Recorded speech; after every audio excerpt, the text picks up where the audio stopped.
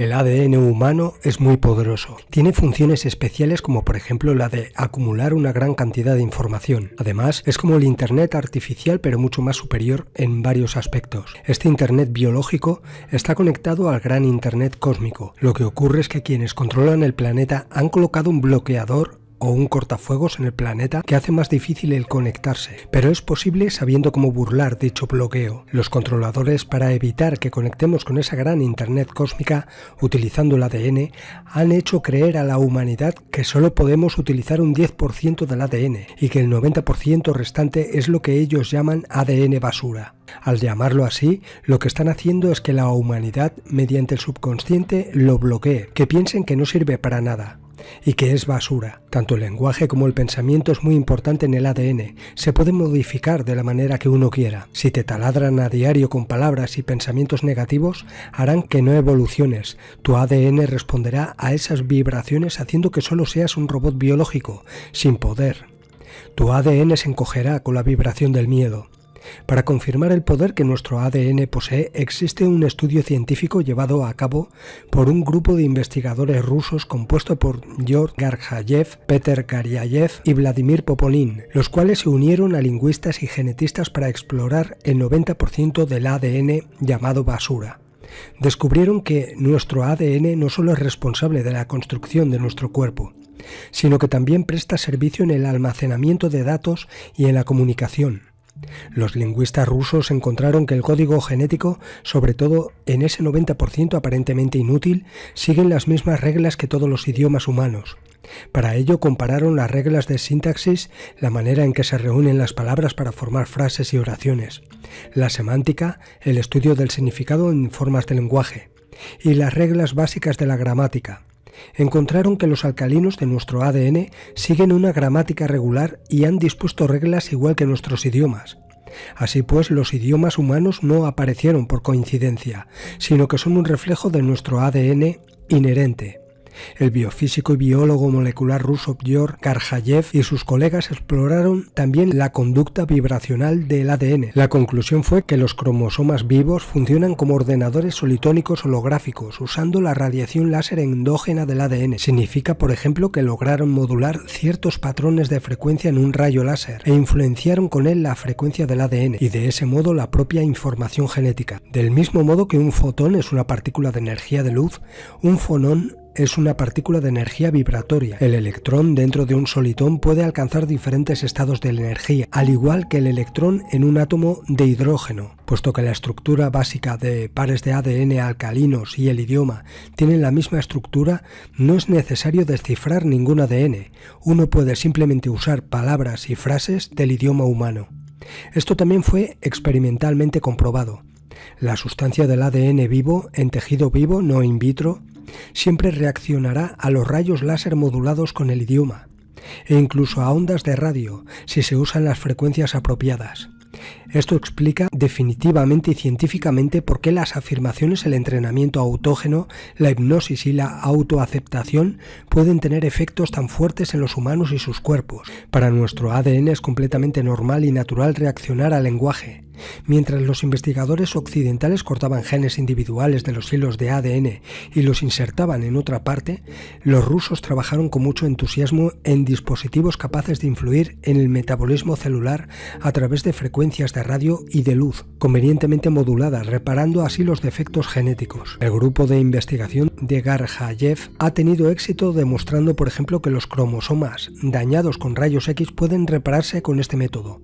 Incluso han capturado patrones de información de un ADN en particular y lo han transmitido a otro, reprogramando así células hacia otro genoma. De esta manera, por ejemplo, han tenido éxito en transformar embriones de ranas en embriones de salamandras, simplemente transmitiendo los patrones de información del ADN. Así, la información completa fue transmitida sin ninguno de los efectos secundarios ni desarmonías que se encuentran cuando se recorta y se reintroducen genes sueltos del ADN. Todo esto simplemente aplicando vibración y lenguaje en lugar del arcaico procedimiento de corte. Este experimento apunta al inmenso poder de las ondas genéticas, que obviamente tienen una influencia mayor en la formación de organismos que los procesos bioquímicos de secuencias alcalinas. Los maestros esotéricos y espirituales han sabido desde hace mucho tiempo que nuestro cuerpo es programable a través del idioma, las palabras y el pensamiento. Esto ha sido ahora científicamente demostrado y explicado. Desde luego la frecuencia ha de ser la adecuada. Este es el motivo de que no todo el mundo tenga éxito por igual,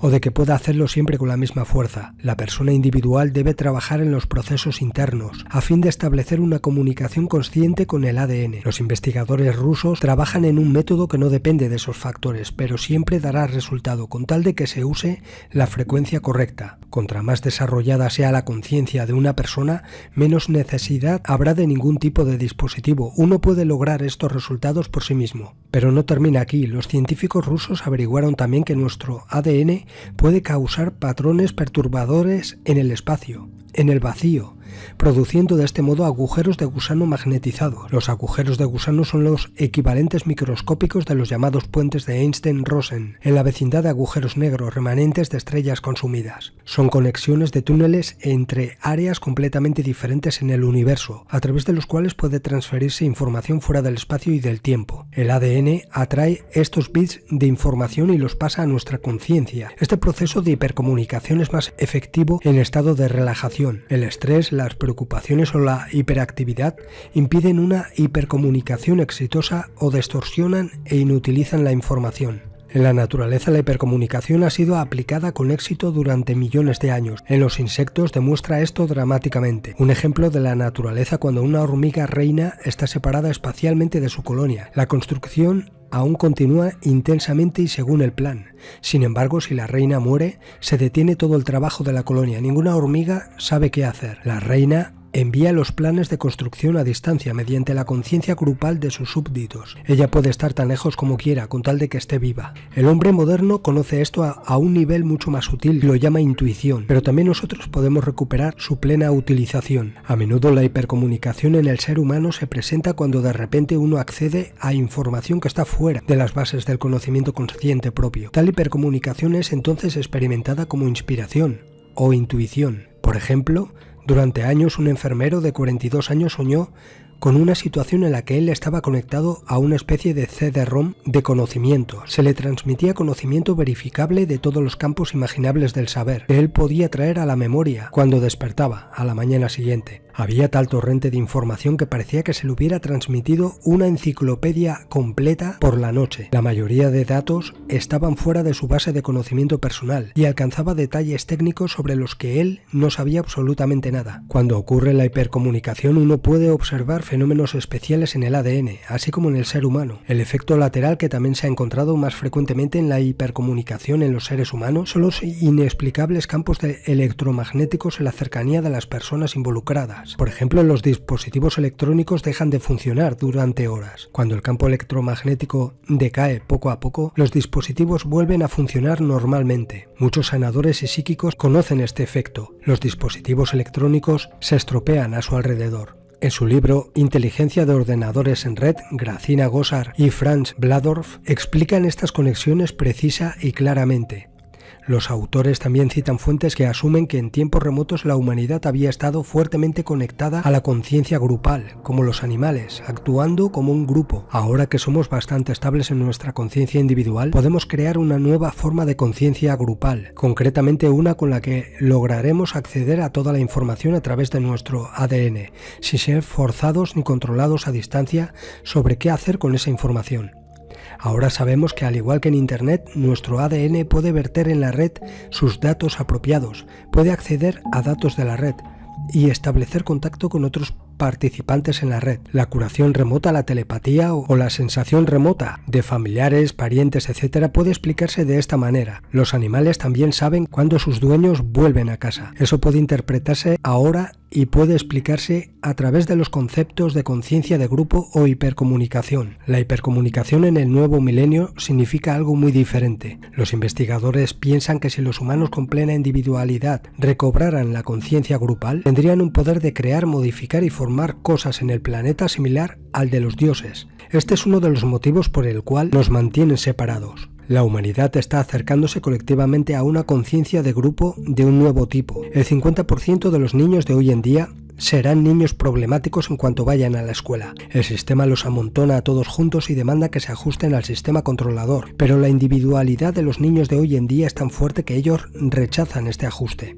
sin renunciar a sus idiosincrasias de las maneras más diversas. Al mismo tiempo, más niños nacen clarividentes. Algo en esos niños está esforzándose cada vez más hacia la conciencia grupal del nuevo tipo, y ya no será suprimida. Por ejemplo, como norma, el clima es bastante difícil de influenciar por un solo individuo, pero puede ser influenciado por una conciencia grupal. Las tribus lo hacen con sus bailes rituales para que llueva, por ejemplo. El tiempo es influenciado fuertemente por las frecuencias de resonancia de la Tierra, las llamadas frecuencias Schumann, pero esas mismas frecuencias también son producidas en nuestros cerebros, y cuando muchas personas sincronizan su pensamiento, o los individuos, por ejemplo maestros espirituales, enfocan sus pensamientos en un modo parecido a un láser, entonces científicamente hablando no es sorprendente que puedan influir así en el clima, en el tiempo. Una humanidad que desarrollara una conciencia grupal de nuevo tipo no tendría problemas medioambientales ni escasez de energía. Si fuera a usar su poder mental como civilización unificada, la consecuencia natural sería que tendría control de las energías de su planeta hogar. Eso incluye todas las catástrofes naturales. Pero volviendo al ADN,